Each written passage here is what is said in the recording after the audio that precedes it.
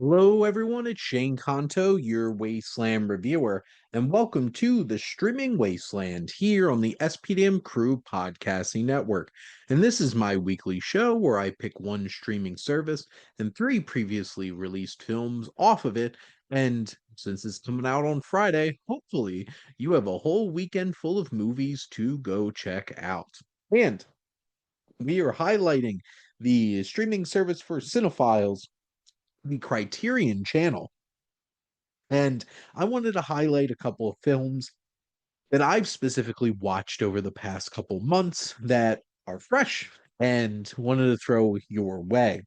So, we're going to get started first with 1975's documentary, Grey Gardens. And this is such a fascinating film from directors Ellen Hovde Albert, David Maisels, and Muffy Meyer. And this focuses on the mother-daughter combo of Edith Bouvier Beale and little Edie Bouvier Beale. And this is such a fascinating look into these two high societal outcasts. These are relatives of Jackie Onassis. So like Jackie Kennedy. And they live in this like mausoleum run down old mansion. And just their dynamic, the toxicity and everything, the tension that builds and exists between this mother and daughter in East Hampton, New York. And it is such a fascinating peek. This is like reality TV before reality TV was a thing. And it's like even slightly labeled as a mockumentary, just so funny. This strange, weird pairing of mother daughter and the shenanigans that they get up to, like little Edie and she has a whole entire just this super patriotic dance number, which this really got onto my radar because they spoofed this in documentary now with Fred Armisen and Bill Hader playing the mother and the daughter, and it was pitch perfect. And they are two very challenging and very abrasive women, and their dynamic is so interesting and so compelling to watch. It's really hard to like look away from this wild dynamic. And it's one of those things where it's just like this is like the dark side of this like American Camelot, this big high society experience gone wrong. And it's a fascinating peek into this world and into this lifestyle.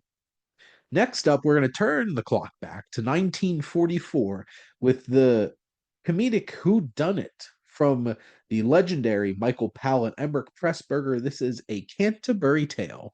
And this film stars Eric Portman, Shayla Sim, Dennis Price, and John Sweet.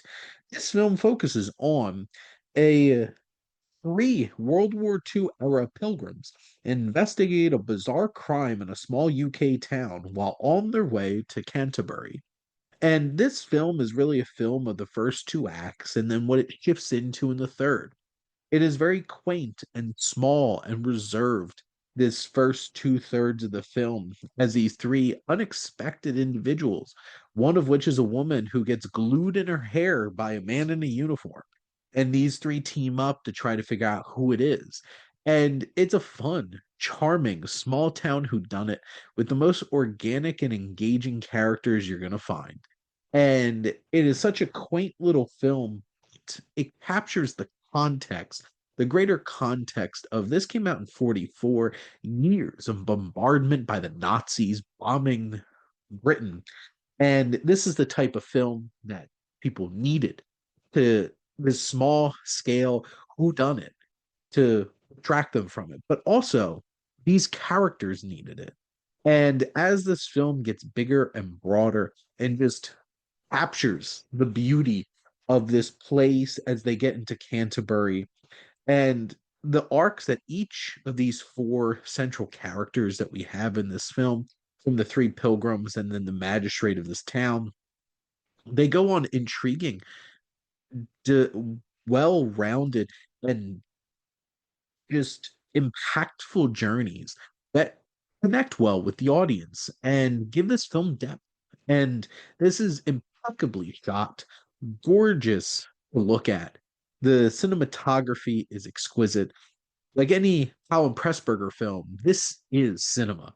This is something special. And it's such an interesting mixture of genre and has such a bigger context as it draws upon the motifs of Geoffrey Chaucer's Canterbury Tales, but then also capturing the bigger, broader World War II context of Great Britain and coming together and experiencing a film like this. This is beautiful, has so many layers. It is a fascinating little film. And it might not be the big, bold, vibrant films of Black Narcissus or The Red Shoes or Matter of Life and Death, but it does show the incredible work that Alan Pressburger would go on to make. And lastly, we're going to go to 1991's film from Krzysztof Kieslowski, who, has directed the Three Colors trilogy, this Polish filmmaker, with the film Double Life of Veronique. And this film stars Irene Jacob as Veronica, Veronique, these two parallel stories about two identical women, one living in Poland and the other in France. They don't know each other, but their lives are nevertheless profoundly connected. And Jacob gives this incredible, powerful dual performance of these two women, exploring their passion and love for music and art in different ways, living these two very different lives in very different places, and having this strange connection. But also, tragedy strikes, and one is left with this feeling that somebody has always been there with them, and then that's no longer there. And this existential experience of her navigating this new feeling, this new experience for herself. And it's a fascinating, gorgeous film. The psychological drama has so much depth. Has its surprises narratively, it has its richness and themes, and its performances are profound and beautiful. It is a fascinating film. It's wholly engaging and something quite just special about it. And it makes me want to check out more of Kislovsky's films outside of, three colors, blue, red, and white. And this, it's so very human, but also it captures the beauty and the power of art. And Jacob delivers two very engaging, very authentic performances that anchor this film down. And it takes you into some interesting places. They have Vladislav Kovlovsky, who is in the film as well. There's some other strong performers in these supporting roles. And in general, this leaves you with gorgeous visual metaphors and powerful emotions. This is a fascinating and beautiful film. But that is a wrap here on another episode of the Streaming Wasteland. Let's go into some summation here. So you're going to head over to the Criterion Channel and check out 1975's Grey Gardens, 1944's The Canterbury Tale, and 1991's The Double Life of Veronique. But thank you for listening. Make sure to like, comment, and share on this episode. What is your favorite classic documentary? What's your favorite Powell and Pressburger film?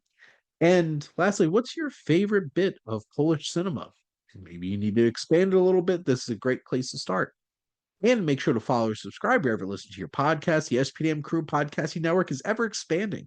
There's so many great shows with so many different interests, especially in film. So if you love movies, it's a place to go. But if you want to become part of the crew, whether you're a guest on one of these shows or you have an idea for your own podcast that you want to start, make sure to reach out to us on our website.